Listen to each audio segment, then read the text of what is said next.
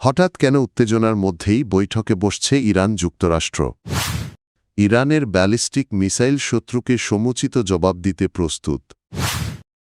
মার্কিন সরকারকে প্রভাবিত করতে চাওয়া হয়েছিল এপস্টাইনের সহায়তা। পারস্য উপসাগরে বিদেশি জাহাজ জব্দ করল ইরান। আসছে হেলিকপ্টারের বিকল্প। জাইরোকপ্টার ইঞ্জিন বিকল হলেও হবে না বিধ্বস্ত।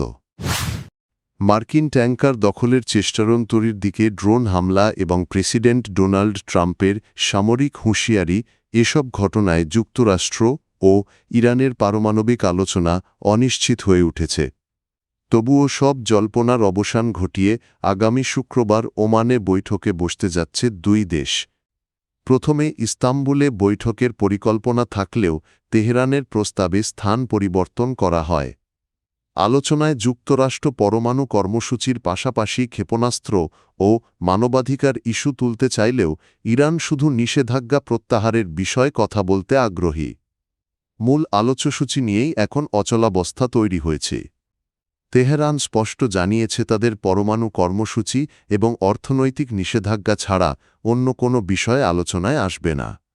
বিশেষ করে ক্ষেপণাস্ত্র কর্মসূচি বা মধ্যপ্রাচ্যে ইরানের প্রভাব নিয়ে আলোচনা তারা প্রত্যাখ্যান করেছে। এই অচলাবস্থা কাটাতে আক্রমণ চুক্তি, অর্থাৎ একে অপরের বিরুদ্ধে সামরিক শক্তি ব্যবহার না করার সম্ভাব্য প্রস্তাব সামনে এসেছে। তবে এ বিষয়ে এখনও কোনো পক্ষ আনুষ্ঠানিক সম্মতি দেয়নি। ইরানের সশস্ত্র বাহিনীর chief of staff major general Abdur Rahim Musavi জানিয়েছেন, ব্যালিস্টিক ক্ষেপণাস্ত্রের আধুনিকায়ন ও সক্ষমতা বৃদ্ধির মাধ্যমে দেশটির প্রতিরোধ ক্ষমতা নতুন উচ্চতায় পৌঁছেছে। তার মতে শত্রুকে সমুচিত জবাব দিতে ইরানের ক্ষেপণাস্ত্র ব্যবস্থা সম্পূর্ণ প্রস্তুত। বৃহস্পতিবার ইসলামী বিপ্লবী গার্ড কোরের একটি ক্ষেপণাস্ত্র ঘাঁটি পরিদর্শনের সময় তিনি এ কথা বলেন।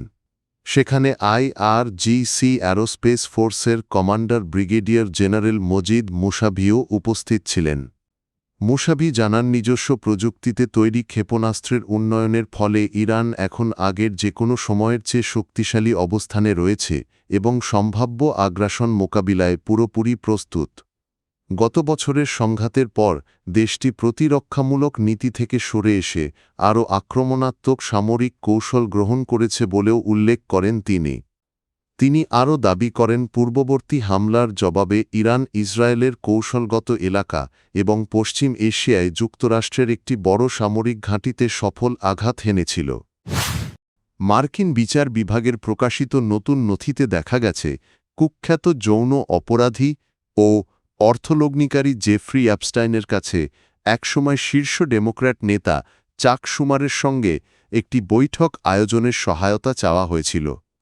নথি অনুযায়ী 2018 সালে যুক্তরাষ্ট্রের ভার্জিন দ্বীপপুঞ্জের কংগ্রেস প্রতিনিধি স্টেসি প্লাস্কেটের এক সহযোগী অ্যাপস্টাইনের সঙ্গে যোগাযোগ করেন।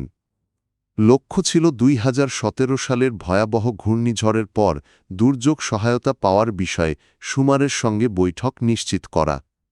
এক ইমেইলে কর আইনজীবী এরিকা কেলারহালস অ্যাপস্টাইনকে জানান প্লাস্কেটের জন্য এই বৈঠকটি প্রয়োজন। উত্তরে অ্যাপস্টাইন বলেন, বিষয়টি জানা থাকলে ব্যবস্থা করা কঠিন হবে না।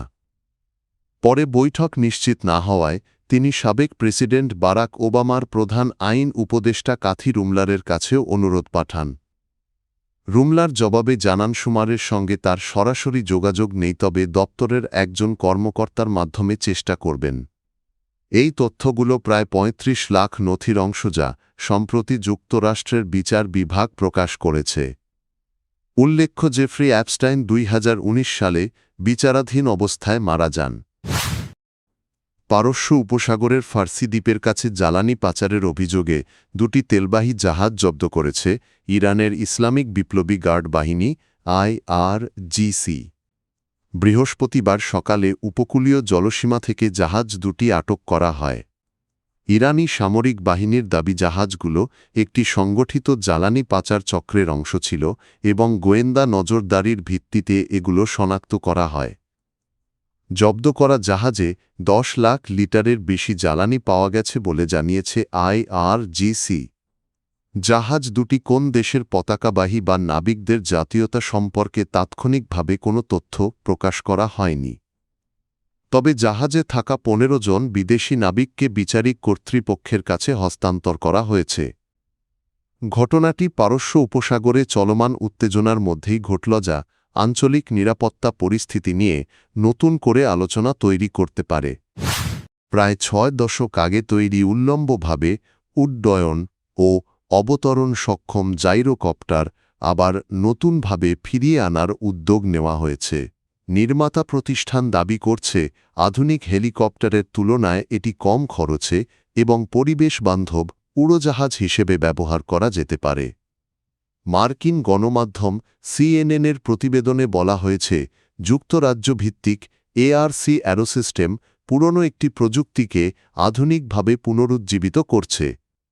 প্রতিষ্ঠানটির সিইও সাইয়েদ মোহসেনি জানান, উন্নত এয়ার মোবিলিটির জন্য দীর্ঘদিন ধরে কার্যকর সমাধান খোঁজা হচ্ছিল। জাইরোপ্লেন সেই ভুলে যাওয়া কিন্তু কার্যকর প্রযুক্তিরই পুনরাগমন। জাইরোপ্লেন বা অটোজাইরো এমন এক ধরনের উড়োজাহাজ যেখানে উপরের রটর বাতাসের প্রবাহে ঘোরে এবং লিফট তৈরি করে আর পেছনের প্রোপেলার বিমানটিকে সামনে এগিয়ে নেয়। ফলে ইঞ্জিন বিকল হলেও এটি ধীরে ও নিরাপদে নিচে নামতে পারে। ১৯৬০-এর দশকে তৈরি অ্যাভিয়ান ২-এর ১৮০ ছিল এমন একটি মডেল, জাহাপিং স্টাইল পদ্ধতিতে উল্লম্বভাবে উড়তে পারত।